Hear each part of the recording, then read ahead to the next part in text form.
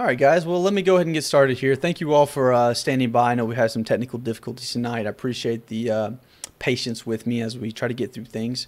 But what we're coming here tonight is just to have a little bit of open discussion, a little bit of Pantheon, talk late at night here, myself, and I've got Mass with me tonight, so I'll let him introduce himself here in a second. But what we're trying to do tonight is get this podcast or get this live stream, whatever we want to call it. It's going to be a little bit of both. We're wanting to get that onto the pantheonradio.com site as well tonight. We had a little technical difficulties with it. So unfortunately, we're not going to be able to do that live. But in the future, what we're going to be looking to do is broadcast not only via stream, that is twitchtv.com, but also, twitch.tv /sacred. We're also going to be looking to do this live via the podcast over live air on Pantheon Radio. So it's going to be really neat. Looking forward to that. But for now, we're going to kind of get into some of the news of Pantheon. I know Mass is grabbing a drink real quick. He'll be right back. So I'm going to go ahead and introduce myself. For anybody that doesn't know and is watching this for the first time or listening in, my name is Sacred, and I'm been a longtime supporter now for Pantheon, and just really enjoying the ride as we go along here. I've been I've been pledged to Pantheon here for about a year and a half. Or a little bit more, and I guess it's been a long, just enjoyable ride at this point in time. And to kind of cap off where we're at, we had a state of the game that came out in the latest newsletter, which we're going to get into. But I definitely want to say that up until this point, newsletters have been they've had their highs, they've had their lows. I mean, we've had some that haven't had as much detail about what's going on within the game, and it's because it's a process. It takes time to get things out, and it's really been, I guess you could say, there's been some critical feedback given on that. And I think what we saw here in this last newsletter was some of that feedback taken and really put to good use. There was a lot of great information in here, and the format of it was just fantastic. So if you haven't had a chance to go check out the latest February newsletter and read through it, please do. Lots of juicy details. So with that, again, guys, I'm just kind of stalling for a second as Mass gets back. Mass, you back, buddy? Yes, I am. Awesome. All right, guys, again, my name's Sacred, and Mass, could you introduce yourself and just let people know a little bit about yourself? Yeah, hey guys, I'm Masick. I've been a streamer for a while now, and I've been a long time MMO player ever since EverQuest was my first, and it's always been one of my favorite genres. So Pantheon has me very excited, and so does this newsletter. Sweet. And Mass, just so I'm not mistaken, they can also, anybody that's interested can find you at Twitch TV, correct? And that's twitch.tv /Masick, which is MASSACK. Correct. Perfect. All right. Well, let's go ahead and dive in, because I don't know about you, but I've read through the newsletter twice, maybe 3 times now. It seemed like every time I just kind of uncovered something I didn't quite before, and I still haven't even gotten through all the art and descriptions that are within the art, which is one of my most enjoyable features of what they've been doing lately in the newsletters, is putting those art pieces together to describe what detail goes into each piece of a building, a window, a railing. I mean, it's insanity how much detail and how much thought they put behind all of the art and just the concepts of it. I haven't even got a chance to go through all that yet. So I'm still excited about reading the rest of that and going through each one of those little nuggets of detail. Really looking forward to that. But I'm going to go ahead and start us off with one of the things that we started with, the newsletter. It comes out with the state of the game. And right at the top, I know everybody knew about this that's been following Pantheon closely, but we have the "It has begun," the pre-alpha has officially begun. That's kind of the headline for us when it comes to Pantheon. We've finally got pre-alpha started. Testers are in there testing. In the newsletter here, we see that hundreds of people are in there beginning to explore and finding bugs, leveling, questing. It sounds like a great time. So having that started and getting information, confirmation that that's continuing to go and looking and appears progress is good. That's really a refreshing thing to see and hear. I'm glad that we're going to continue, hopefully, to see updates on that as it goes through its stages. But we also saw that they're not only in pre-alpha, but they're in they're doing what they call the next phase of, it looks like pre-alpha 2 here. It's coming up in the next few short weeks, so that's exciting. It looks like we got a few rounds. It's not just one continuous thing, but it's a few rounds of pre-alpha. So that's exciting to hear as well. And again, just scrolling down here, we see Lay of the Land. And Mass, I'm going to go ahead and just kind of pull you into the conversation here. I saw you say something about the perception system, and that's the first thing you see when you see game design, perception system. Can I just let you go ahead and take it away? What's your thoughts on that? Okay, I'll start with the perception system. So, as someone who comes from a D&D background, I know that perception is really important. It tells you what you see, what you gather from what you see, and they bring it up in a few different areas in these notes. The first, obviously, in that the perception system is pretty much moving from start to finish, which is nice. But they also go in to tell you that it has something to do with how you understand NPCs and how they're going to communicate with you. Down a bit further, they talk about, let me see, what was it? What did they call it? Dispositions. And there are tons of different dispositions that are going to tell you something about how the NPCs are going to react. You played EverQuest. Mm-hmm. You know that if you run past druids or rangers and you attack an animal near them, they're going to take offense to that. And I think they've gone and taken that to a whole nother level in this new game. And I'm excited to see exactly all the things that they're going to do with this disposition system beyond just having a faction system, having quirks for each NPC that you have to learn and memorize. And it's going to add a level of gameplay that I don't think we've seen before in another game. Well, I'll go ahead and so I for me, I'll tell you a little bit about the perception system and what I see and understand. And this is, for me, as somebody who doesn't enjoy lore, storylines, I could, in most every game that I've ever played in my entire life, I could care less what it looks like as far as lore goes. I don't care about the back history, the storyline. I don't really need to know where the characters are from. I just need to know how to win, how to be the best. Tell me how to succeed and be the top of the leaderboard or the best I can be, and that's what I'm going to do. I will say, however, for the first time, and it might be because I'm so early into the game, I'm not able to get into the game. I'm sitting on the forums, I'm sitting in the website, and I just kind of stumbled across the lore, a few weeks ago, and I've read little bits here and there, but I'm not a big reader, guys. I don't read a lot. So this last, few weeks, I stumbled across the lore and I decided, hey, you know what? I'm gonna look into it a little bit and just read, see if I can understand it.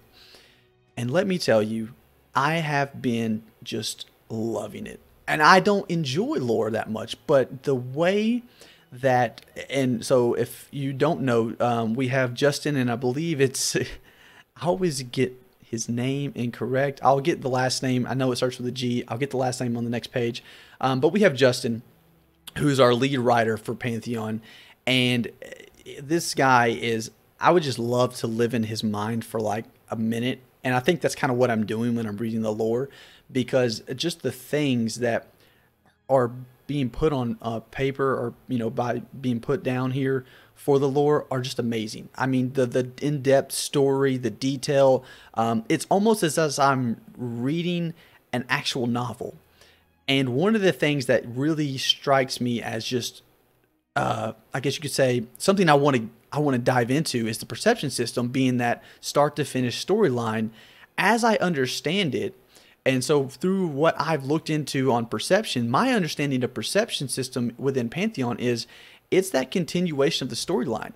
Meaning you don't necessarily have to do it if you don't want to. However, if you're going through the game and you're enjoying the perception system and you're increasing your perception skill, you can kind of uncover and unravel the lore, the history, the information that's held within Pantheon. And and you can kind of put it all together and piece it, piece by piece together. And that's just, I don't know how to say it, but that's exciting to me because I've never enjoyed lore before. But now, after reading the lore on the website, after looking into some of the things that are here, even in this newsletter, and just kind of understanding, the thought, the detail, and just the dedication that Justin and others have to making sure this lore is not only written well and makes sense, but to make sure that the artistic, graphics and everything are going along with it as well, to make sure all this is coming into place. It's just, I'm excited to get into the game and see the perception system myself and see how that unfolds, and hopefully see how that story just unfolds in front of me as I'm going through the game, because that's how I understand the perception system working. And then, like you said, we also have this disposition system, which, for the NPC AI. So when looking at dispositions, we have multiple dispositions that are mentioned. Angry, alarmist. Is that phobic? Am I pyrophobic? Pyrophobic. Okay. Predator, sniper, and animal lover. I'm not sure what pyrophobic is, but fear of fire. Well, I mean, yeah. I can't even process. No, I can't process what that would mean as far as how they would behave for that. That was one. I can kind of get angry, like a rage. I can kind of get alarmist. Hey, I need to go tell people about this. I can kind of get predator. Hey, I'm gonna hunt you down and kill you. I can even get a sniper. I don't want to be close to you. I'm gonna try to stay back at range. If I'm a mage or if I'm a caster, let me stay back. Let me keep my distance and still do what I need to do. And then I can also understand animal lover. Maybe you are attacking animals and you're near a certain NPC. Maybe they will defend that animal. Yeah, so I can understand that. But the pyrophobic one, that was interesting. I just imagine somebody running up with a torch in front of an NPC and them running away. I mean, it's entirely a possibility. It could be one of those things where, it's a fear effect of, oh my God, you're tossing fire. You got a torch lit. Hell, maybe it could be even a type of light blindness. Oh, yeah, that's true. Light. Interesting. I will say that's what I'm going to look forward to finding out more about, one of the 6 there. So we do have the disposition system. I'm excited about that. I'm going to keep it going because this newsletter has a lot of information in there. And I'm going to actually kind of jump back up in the readings here. So we went from perception to disposition, but I'm going to jump back up. There's a paragraph there, and they talked about class design. And I know that I've seen it on the forums. I've seen it on Twitter. I've seen it on Facebook and Reddit. I've had friends talk to me about it. Everyone wants more information on the classes. We want to find out what the classes are going to be like. What's the play styles? What's gonna are they different from old games such as EQ or Vanguard, or are they the same? Are we looking at the old? For example, we talk about the class designs, and they say they're focused right now on the Ranger and Dire Lord. They give a little more information about the Ranger, saying that it's not exclusively a ranged combat class, but again, it appears to have a lot of ranged gameplay mechanics. So very interesting. I know there's a lot of, I don't want to say controversy, but a lot of discussion about Rangers, how they're going to be played. Are they going to be the Rangers of Vanguard? Are they going to be the Rangers of EQ? Are they going to be the Rangers of some other game that we've never experienced before? And honestly, being Pantheon as its own game, its own unique experience, I do expect Rangers to kind of be their own, but I do expect a little bit of them taking some of those great concepts and ideas of past Rangers and other MMOs, as well as thoughts of their own, and kind of merging those to make a really unique experience. So I'll say this because I know Rangers have been one of the most controversial classes for a lot of people on how they should be played or not. For me, I love the direction of a ranged physical DPS class. That's just my opinion. I love that idea. I think it adds another element to the game. It adds another flavor of what you can and can't do when you're in a raid or a dungeon or traveling through the game itself. I think it just adds something more to the game, having that range capability. So I'm excited about that myself. I was on the fence of maining a ranger, and I've been looking at healers primarily because I didn't think rangers would go this route.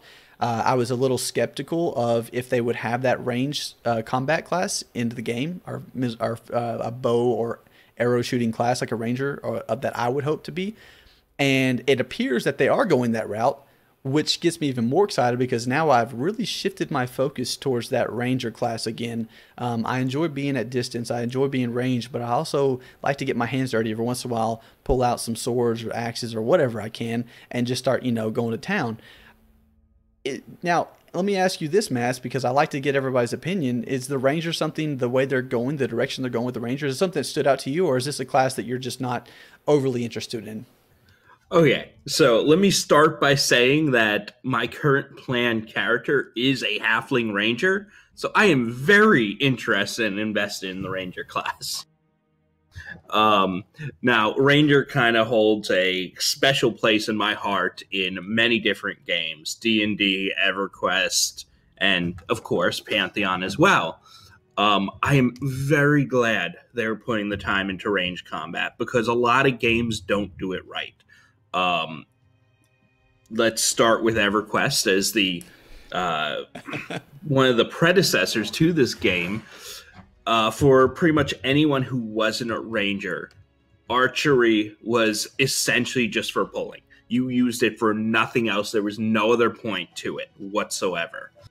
Now, rangers did get some nice criticals with archery that made it a little more viable. I am hoping to see some real design to it that makes it not only viable but fun. That you're doing more than just, sitting there slightly further away than everyone else and auto attacking. Now, and I do also like that they're going to have some melee combat abilities too, and hopefully they are taking it seriously, which what this say the game tells me is that they are really looking into it to make sure it's balanced, fun, etc.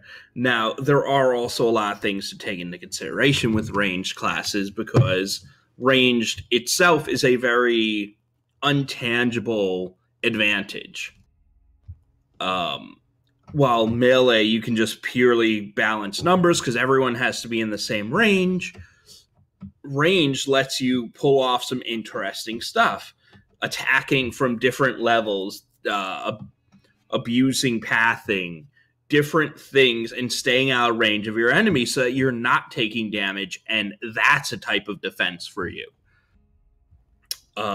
Now, what does ranger mean to me is what I want to get into. For me, there are a few important parts. One, obviously, ranger is range with an R at the end, so that range combat's important. Additionally, there has to be some kind of nature aspect to them. But I do hope that they go more than just, this is a fighter and a druid mixed together, and that's good enough. And finally, I think there needs to be some form of hunting, stealth, and tracking to them as well. And I think those three things are what's important to me in a ranger. So say that again. So we had tracking as one. Tracking and hunting skills, hiding, stalking, tracking. Additionally, you have to have the range combat that works. And then the third thing is the nature aspects of it.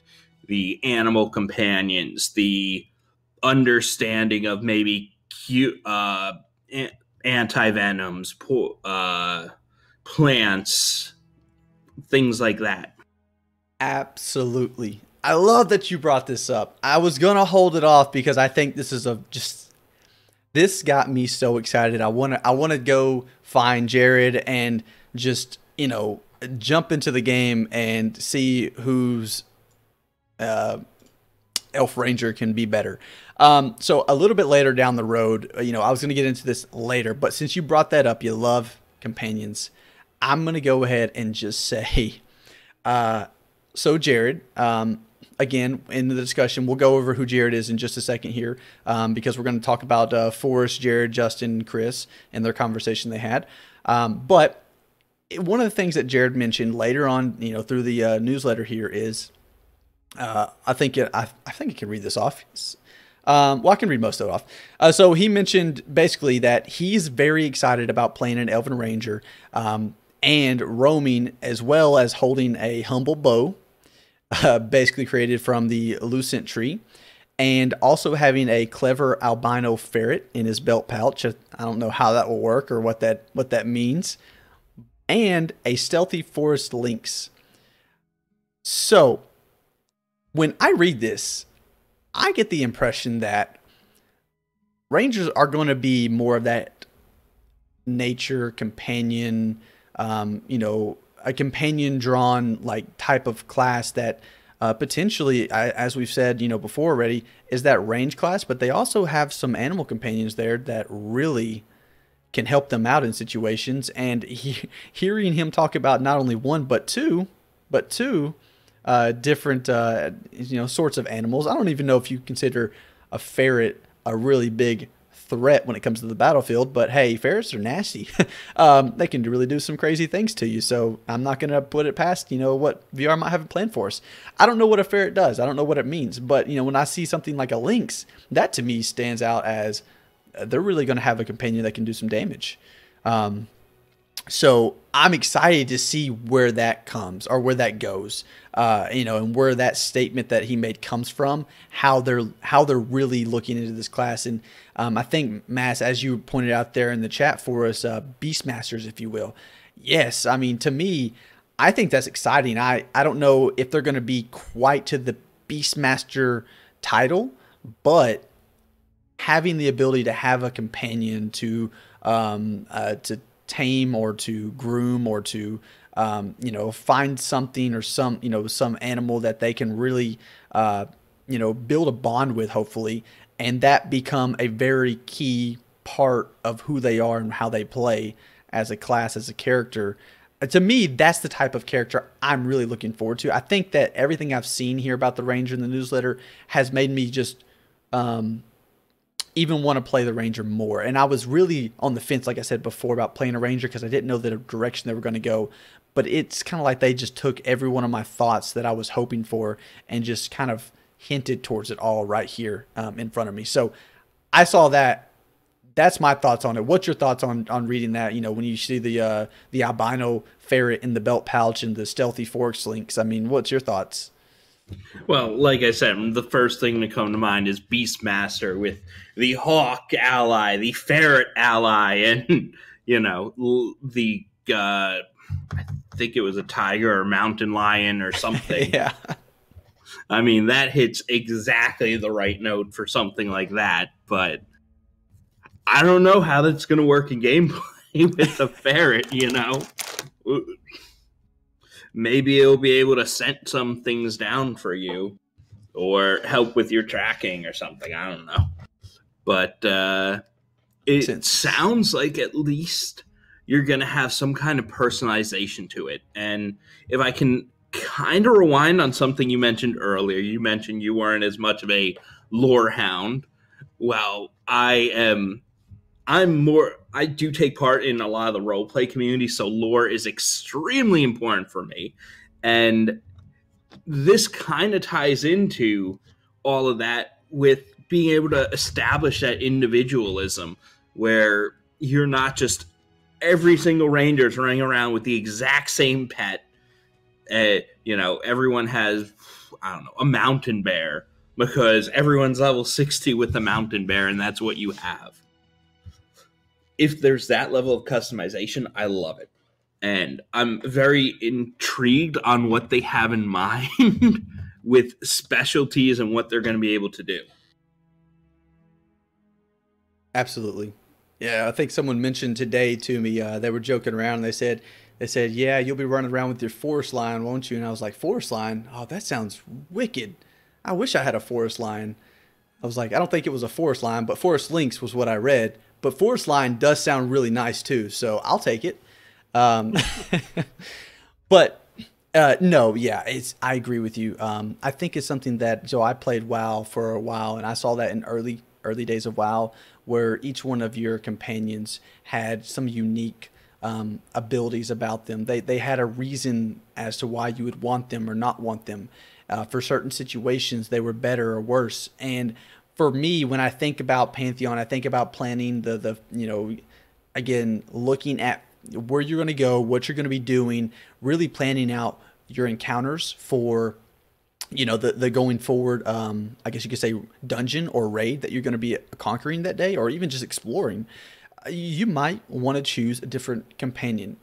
However, I will say this: I don't like the idea of switching too freely between companions. I feel like if you create a bond with a companion and that helps increase or bring out some things that companion can do, I think to me that seems like more meaningful. It's more work, absolutely, but I don't. I'm not the one that likes to go and just have like 13 different companions and just like switch them in and out all the time. I would much rather have like a core set.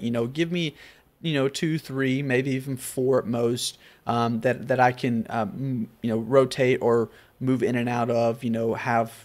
Have some here, have some there, something like that. That's fine with me. But I like to keep it to where a companion, like if I'm really focused on dedicating time and effort into a companion to build them up because they're really a part of my identity as a ranger, then I want that to really mean something. I don't want to just be able to just drop them at the basically drop them off on the side of the road and then come back and pick them up a couple days later, or pick up a new one even that does the same exact things.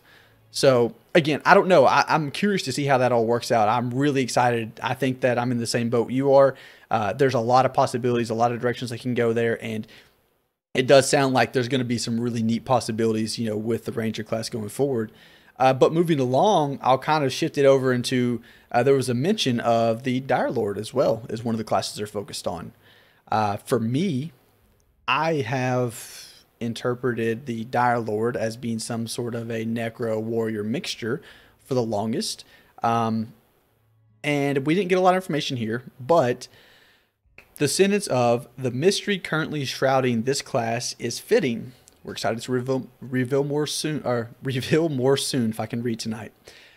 Now, I for a minute there, I don't know, I think of, in my mind, when I think of a Necro Warrior hybrid, something like the Shadow Knight of EverQuest, I think of someone who's more into like diseases, poisons. They're more into kind of like almost like a voodoo type of magic. And then when I think of the way that this was, I don't know why, but the way that it was worded, the shrouded in mystery, I thought of more like and I know it's weird because when I think of Shadow Knight, I think of disease and poison, but I thought of something more as if it was geared towards shadow, almost like an unholy presence about them. That was my thought. I don't know. I'm just guessing. It's speculation.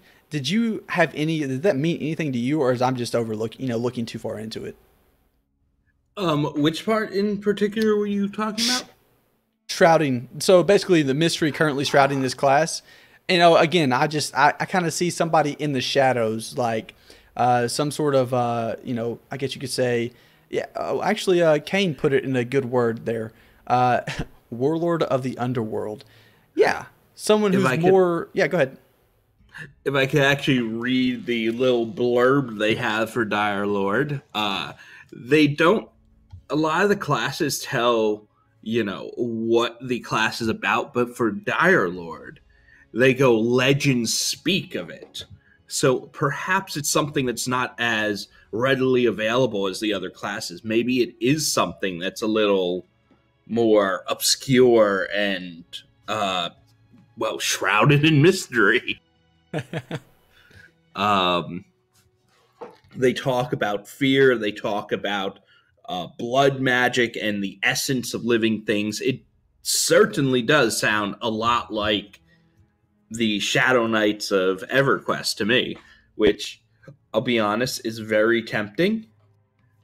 As a Shadow Knight player in EverQuest originally, very tempting, but they could also just be casters, necromancers, because we don't have another class that covers that either. Well, I will say this. We have heard of the Bard and Necromancer as things that were looked at in the expansions going forward. So Ah, So we do have two additional classes, the Bard and Necromancer, who have been openly acknowledged that they are looking into these classes for future releases. They're not at this point in time planned for release.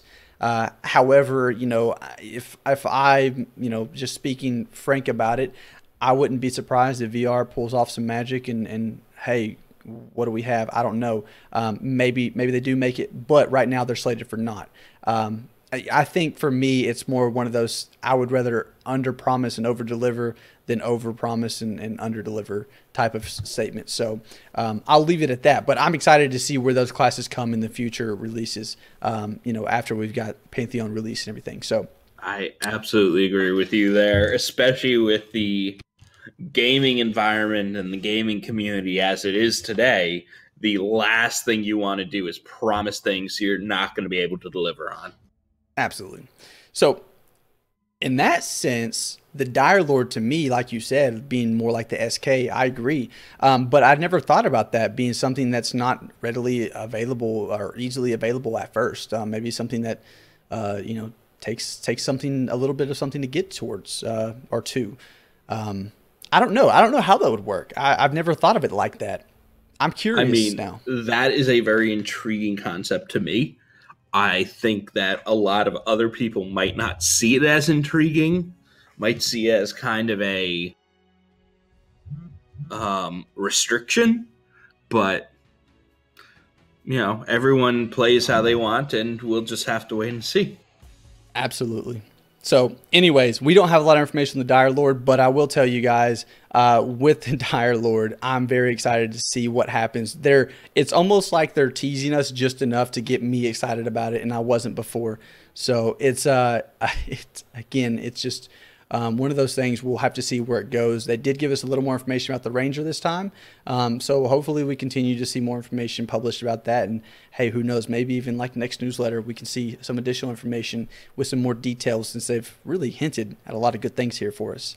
And then we have, I think I saw this right underneath the class design and things. So we have, what is this? The Hellenor Cave zone for pre-alpha 2 testing. Now, I know that we've seen Hellenor's Cave before in streams, and I gotta say, I am a huge fan of Hellenor's Cave. I absolutely love the way this looks. It has this misty green glow to it. It's dark. It's creepy. It's just, I mean, it makes me feel like I need to go see what's in there. And yet at the same time, I'm scared to walk around the corner because I can't see. I don't know. It's that unknown factor. Of course, I'm sure after running through it hundreds of times, eventually we will, it won't have maybe that same effect. Or then again, it might. It might never lose that effect. It might just be that because of the way it's designed, I'm hoping it's, it just continues to really, what do you say? It really kind of, draws us in every time we go into it, no matter how many times we've done it. But I'm excited for those guys that get to experience that in the pre-alpha 2 testing. I think that's amazing that it looks like they're expanding the zones they have there. So I'm excited to hopefully see and hear more to come from that down the road. But since we don't have a lot of information more past that, I'll go ahead and continue to move on here. Mass, at any point in time, you want to stop me? Yes, I would like to. Actually, now that you mention that, I would like to stop you at the Hellenor Cave part. So, like you said, we don't have a ton of information. However, there is something that they mentioned that has me really excited, which is they stayed out flat. It will be a true dungeon experience. And I know me and you talked a little earlier this week about how many different concepts of what makes a dungeon. And I won't go too far into that. Like you say, we should probably keep things moving, but I'm hoping it's going to give both that expansive and giant experience while the sight, while the fog, while the darkness causes also that claustrophobic feeling, which is basically what I'm looking forward to about it, and I guess I'll leave it at that. I like the way you put that, claustrophobic feeling. Exactly. Oh, all right. So we'll continue to move on. Yeah, man, I'm excited to see where that comes and goes. All right, so I'm just gonna go ahead and mention. I think we saw this in the stream a while back when they did show off Helner's Cave, or mentioned it. I can't remember, but it seems like I've seen or heard this before. Ratkin, concepts for Ratkin and Bandit and North Tusk Orc. So it appears that the lead artist there and a few others are getting together to kind of pencil that together and really put some designs around that stuff. I'm excited to see what Ratkin looks like. I don't know. It just sounds like a cool looking creature to me. So definitely something I'm looking forward to seeing and how that turns out. But I am going to go ahead and just move through really quickly onto the Elves of Terminus. So that's more or less a little bit of a recap of the game status that we have right now. There's a few more details in there, so again, please, if you haven't read that, go read that. Especially anybody listening on the podcast later, be sure to go check out the February newsletter and read in detail the state of the game. There's a lot of great information in there. We didn't cover it all, and we're not going to. It's just because it's so much. It's one of the best newsletters we've had to date. Super excited about it, and I'm still excited even though I've read it multiple times today. But at the bottom of that page, you will see that Pantheon is going to be at PAX East this year. So if you haven't heard already, and you're not aware, Pantheon and a few of the guys from VR or girls even will be at PAX East. It sounds like there's some very exciting things that are going to come out of that. It also mentions here, and the reason I'm bringing this up is because they have a sentence at the very end of that little bullet there that says, also remember that new zone I mentioned earlier, which they did mention in the statement up above, which we kind of skipped over. But there is a new zone that is currently looking to be shown off to us, it appears. And what they're saying is PAX East sounds like a great place to show it off. So excited to see more on that. Hopefully come PAX East, we have maybe a stream or something set up during that time and we can see some of the new zone. Who knows, maybe we even see a little bit more than that. So something to keep in mind, guys, and just to look forward to as we're moving forward. But Elves of Terminus. So we will come to this page and we will end at this page tonight. We got about 20-25 minutes, but and then I'm going to end up wrapping this up. Let me tell you, I love when they do the I guess you could say in-depth detail that they do in these rooms. So what this is the Elves of Terminus. It is a few of the guys from VR. We have Forrest, Jared. Forrest is is for the concept art. We have Jared coming in as a senior in concept art. We have Justin, who is our lead writer for VR, and then of course we have Chris, our creative director. So when these guys get together in a room, it appears that they have more fun than not, and somehow or another, the information they pass through these, I guess you could say, discussions is just it's quite amazing, to be honest with you. It sounds to me, and I'm going to go ahead and just say this, it sounds to me like they're having fun, but they're also they're almost as big as a fan of Pantheon, if not bigger than I am. And that's what's exciting to me. I don't know if anybody else got that when reading through this. I'm not going to read every bit of it because it's quite lengthy. And we'd be here for the next 20 minutes just reading it without even discussing it. But I am going to go over a few highlights here, and I'm going to ask Mass to, point out a few things he noticed as well. But I will say, overall, the general feel I got from it, and this is what really has me more excited about Pantheon than any other MMO that I've experienced or been a part of or played.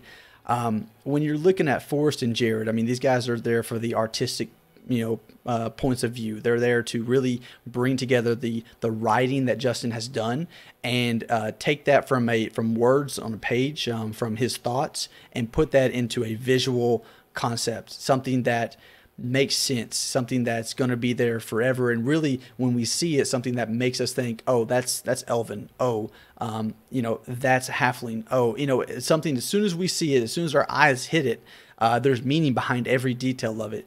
And I think that the thing that caught my eye here is, you have Forrest and Jared, again, they're artists, but they appear to know the lore and the back history of these races, of Terminus, of how the world is coming together, the story, and how this is all unfolding.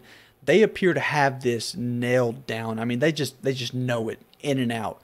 And because of this, they're able to pick apart what they need to highlight, what they need to show, what they need to bring to life in this animation process, in this artistic process. And I believe from the images they've shown, and in not only here with the elves, but with the halflings and the Archon, and they've done this with a few other races now as well. The artistic ability and just the high level detail that they've done on these things, how they've been able to bring out that culture in just a simple symbol or image, is phenomenal. And it's because they put so much time, effort, and just passion into learning everything they need to know about these races or the area or the lore itself, to really bring this out and highlight it, to make it so. But again, elves, they've been in every single MMO for existence, more or less. They're kind of they're kind of, in my mind, every time I think of an MMO, every time I think of a fantasy, every time I think of something that's every time I think of something that's, I guess you could say, fantasy, or even just high fantasy. I can't even think of a word to describe it. Anytime I think of anything that revolves with like medieval times, magic, fantasy, things like that, I think of elves. They're the first, race that comes to mind in all reality. So for me, I had a lot of fun with this. I'm going to go ahead. I know I've been really high leveling this. I'm going to go ahead. Is there anything you want to start with on this page, Mass? Oh my God. That's a big question. So myself, I'd have to say elves have never been one of my favorite races, but they are one I have a love-hate relationship with. They're in a lot of different fantasy novels I've read. They're in almost every MMO, like you said, and in D&D, they are one of the core races. So that's pretty important. If they talk here about how to differentiate from the standard fantasy tropes, and I guess I'd like to take a second to just kind of, for myself, what the classic fantasy trope of an elf is. Now, usually their race are scarred by some past failing, stemming from the token elves that have betrayed everything they stood for in the past, and they are still suffering the consequences of those actions. You've got the elves in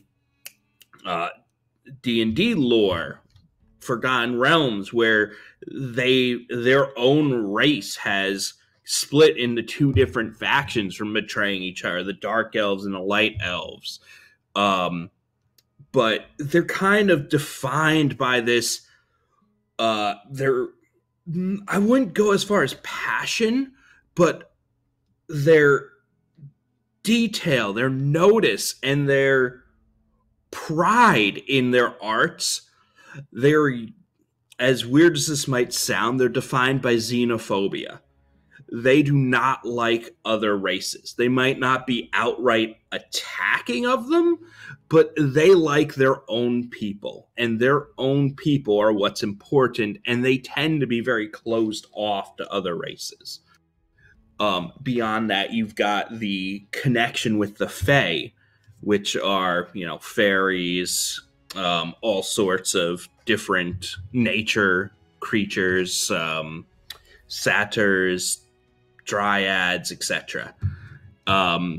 That brings them into a connection with the earth and plant and nature that you wouldn't usually see in other races. That is just a part of their being. And I think those are the three things for me that defines what an elf is.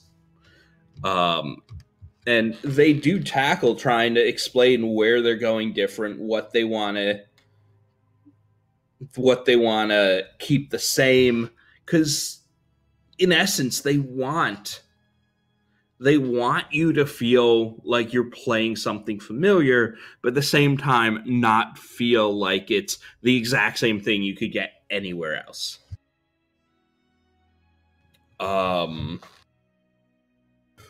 I guess if there's one thing I'd like to actually point out, to return to your original question, which I completely derailed, and I'm sorry for that. I made mention of their dedication and pride in their art, and not just arts as in artistic works, but the weaving of magic. Anything they practice, they have a long lifespan to perfect it, and they take a pride in their work, much like elves much like dwarves take pride in their clans and their stonework and their forging. You look at the designs of the different buildings, and there are all these very minute details, these workings on the doors, the windows are crafted to be different and appealing. Everything about the structures show that detail is extremely important to them, and I feel that really speaks to them as a race. Yeah, and I think the team has done a phenomenal job bringing that to light. And again, like I said, it's because, these guys, they just, so the way that Pantheon, from what we saw here, the way that it's being designed as far as artistically goes, it's being designed from the lore up, which I don't know how it's been designed in past games. I'm sure it's been that way as well, to some degree. But to me, it seems like because we have just the technical abilities and because we have just the artistic capabilities when it comes to technology now, we're able to put more and more detail in the game and in the art of the game, and it still function correctly. With that, one of the things that Jared said is, they mentioned, how do they really bring all this together? And he mentions it's a team effort. And I think this was really something that stood out to me when they're bringing this concept to life. The words for Jared, as he put it, words for me are like treasure, and every nugget of it sparks a visual idea. I think that for me, when I'm going through, just like you said, I'm going through and I'm reading or looking at the windows, the doors, the steps, the stairs, how the design goes, whether it's off the ground, on the ground, just the railing, all these details that go into this. I really think that comment, every nugget of it sparks a visual idea. I think 100% that is true, because it appears that as he's reading or talking to Justin about the lore of this game, he's just sitting there envisioning what this is supposed to look like. And then they mention multiple times, they envision it, they go draw it up, and then they come back and they say, Justin, does this make sense? Does this fit, as far as the lore goes? And then he reviews it, thinks about it, and goes, yeah, that's good, or no, that's not what we want. And for me, again, that's just, it's almost overwhelming to think about. When you think about all 9 races and the lore that goes into those, and not only that, but then you have NPCs, you have lore within the game itself, the world itself, the detail, the terrain, all the different things that are going into Pantheon, the zones themselves, how that's all working together and coming together. It just, to me, it speaks volumes for the dedication these guys have, but it's going to just bring this game to life even more so than I had even hoped for from what I'm seeing. Because they're really going to the extra effort, they're going the extra mile here to bring elves in this circumstance to life, not just through the character animation, the design of the character itself and the class that they can be, but the artistic side when it comes to their homes, where they dwell, what their city looks like, what the landscape around them looks like, how they've changed it. Just all the different little things here and there. And they've taken elves from, I think they mentioned this as well. They've made elves in this circumstance. They've made them to be a very hardened, a very sturdy, very self. I guess you could say. How do they put it? I'll have to go look to get the exact wording. But basically, they've made elves. They're survivors. They've been hardened. They've gone through some really bad things in the past, and because of that, they've learned to do some things with sculpting. They've incorporated this love of nature into their work, but it's not like they're going out and living in twigs on branches somewhere. They're sculpting massive houses and buildings, and the architecture is just very unique and very specific to who they are, and it shows in the designs that we see here in front of us. So it's just really, really neat. But again, yeah, I'm right there with you. I think that it speaks volumes for what we see going forward. And I hope to see this with every race because it's phenomenal. Okay, so as I'm looking through the elves, there's a few things, I guess, that I wanted to point out. Again, looking at these guys and their passion, their back and forth, their conversations, it's kind of as you're reading through this, you get a little bit of what, we ask a question, for example, we ask, tell us how, respectively, the art and the lore affected each other during the creation of the elves. And, you get some input from Forrest, you get some input from Jared, then you get some input from Justin, and then basically Chris comes in more or less to the end of it and goes, I'm last, these guys said everything, thanks, I'm out. And so it's one of those things where you're reading through it and it's a conversation, that you're a part of as a viewer, as a fan, as someone reading this. And I love the way they've laid this out for us. So if I'm not mistaken, I think we have a Ronik who puts this together for us and, organizes this and gets it constructed. And a few others, I'm sure, that are helping out with that. But they did a phenomenal job on putting this together in a way that really makes you feel like you're just kind of in the room with them, listening to this conversation unfold before you. And it's really a neat approach to sharing information with us. And they also give a ton of great detail. So when it comes to the elves, continuing on as we go down, I'm curious. I know we have two different types of elf, or two different, I guess you could say, how do they put it? Two different, I want to say types, but I'm not sure. We have the Ashen and we have the Ember. Is it types? Is that the right word for me, Mass? I'm not sure. They called it branches of the race. Branch. Okay. We'll say branch. I think that's better. So one of the things that I noticed, though, was, again, we have the Ashen and we have the Ember elves. Ashen appear to be a little more reserved, more I'm going to stay at home type of feel. The Ember being I need to go out and explore type of feel. But they're two different branches. But if I'm looking at the concept art, one of the things that I noticed, and I'm not sure how this falls into it, is we also have the common elf color scheme. So when looking at the color schemes for the elves, we have the Ashen, which are kind of like this, kind of a more, I say, dark, bland. It's kind of like a grayish, bluish gray tint, and then some green and brown to their color scheme, darker. And then we have the common, who's a little more green, brown, and tan, a little more, earthy, but a little more forest-like or earth-like in color scheme. And then we have the Ember, who's more vibrant, with that orange and red and green color scheme. So, as I'm looking through these and as I'm going over them, I remember them talking about the Ashen and the Ember elves a lot, but I don't remember the common elves. So I'm curious, and I'm still trying to understand this. I overlooked it, or I didn't see it. But did you read anything that says that you start out as a common elf and then get to choose which route you want to go? I didn't. And I'm not even sure if it's going to be... I'm not even sure how they're going to go about picking it, but I'm looking at them and having read on them. It's... Speaking of those defining characteristics I talked about, the Ashen elves are defined by that xenophobia that I mentioned.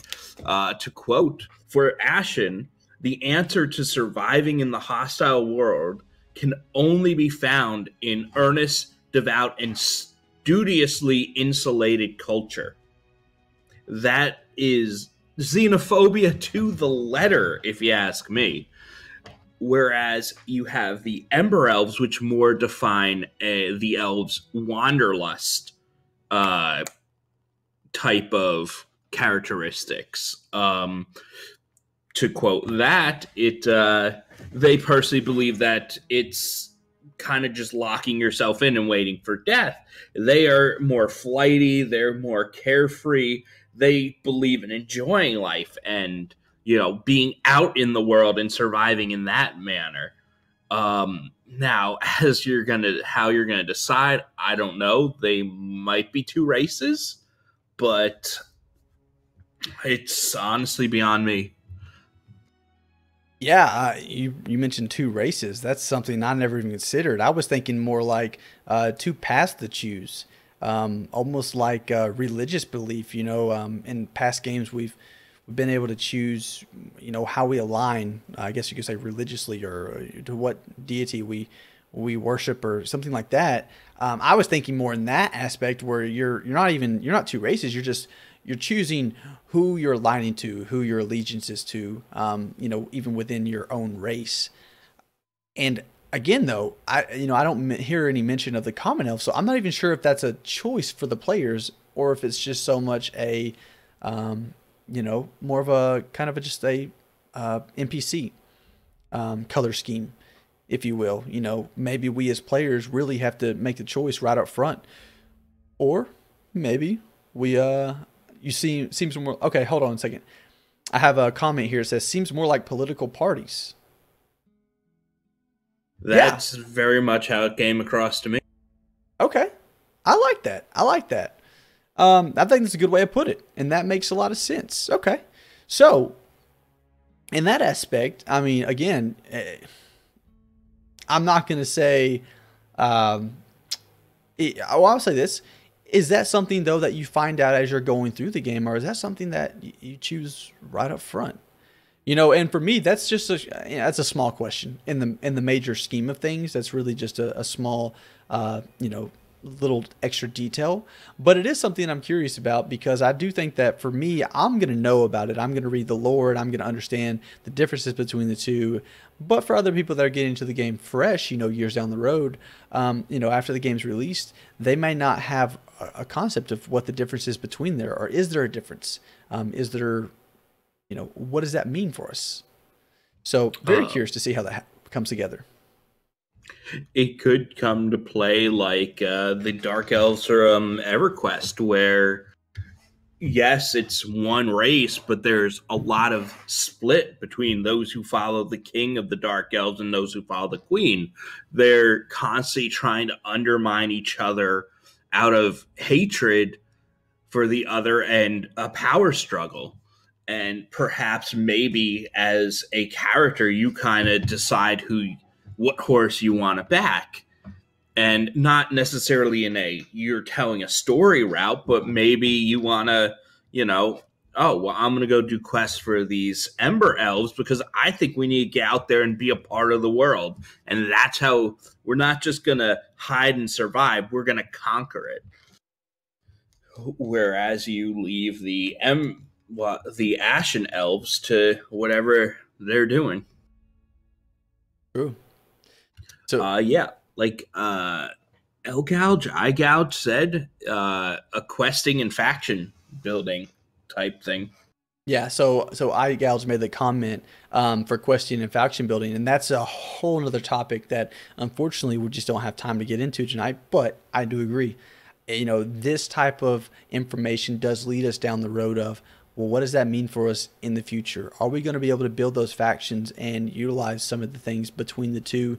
If I do pick Ember to start with, will I be able to build that faction up, or will I be able to experience some of the quests that maybe an Ashen Elf has that I may not be able to get or to be involved in just because of I'm not able to communicate, or I don't have the reputation faction with certain individuals within even the city itself to accept that quest or to be given a chance to do that quest, things like that. There's a lot of conversation and questions that I think can be had around that.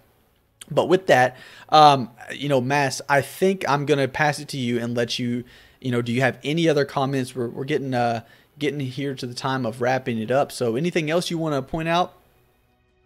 Oh man. I think that we've pretty much covered most of the elves. I will say that going into the artwork again, the pictures of the race are beautiful, absolutely beautiful concept wise. And I really like that they went with more detailed ears. They're not just, quick, perfectly pointy ears. They kind of have there's a lot going on with them. They've got chips and indents all over the place. They look really cool. To geek out a bit, but no, I agree with you completely. I think that the artwork, again, I think we've talked about it numerous times already, but you cannot talk about it enough. I mean, just the job that they've done with bringing not only characters to life, but the the terrain, as well as that we've seen in in the streams, and then the buildings themselves, the artwork as far as the concepts go for what the buildings are going to look like. You can kind of start to visualize what that city is going to look like when you step into it and you're walking around it, or you're involved in it, and it's starting to paint a picture in my mind that's exciting. I mean, even more so than it was before. I'm really starting to get a good visual of what it might look like.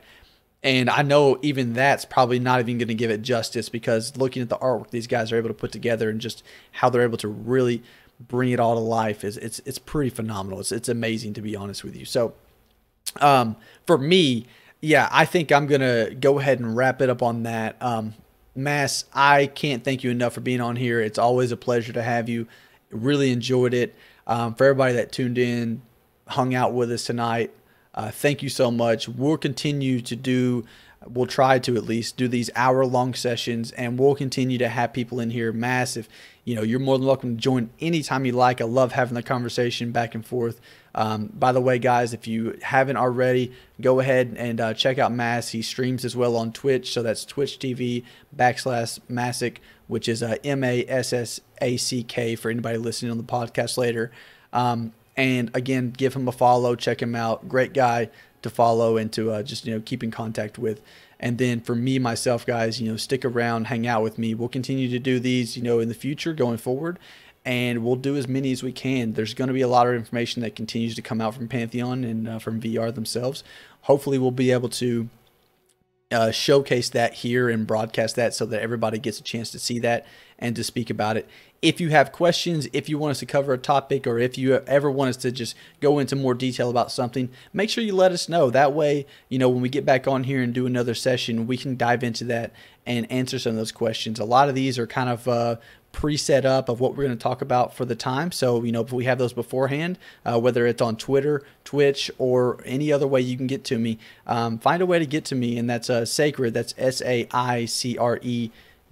And I'm on Twitter at Sacred TV, and then on Twitch at /Sacred, again with the I in there. So please hit me up at some point in time. Let me know what you would like us to talk about, and we'll get Mass back on here, of course, for some more streams and stuff like that, so that we can listen to some more of his great opinions. And then for me, guys, that's it for tonight. I really appreciate y'all hanging out again. Mass, any last words before we shut it down? No. Thank you guys all for tuning in, listening, and taking part in Pantheon as much as we are. Absolutely. All right. Well, thanks so much, guys. Again, appreciate y'all hanging out. We'll get back on here again Friday night. Have a good one.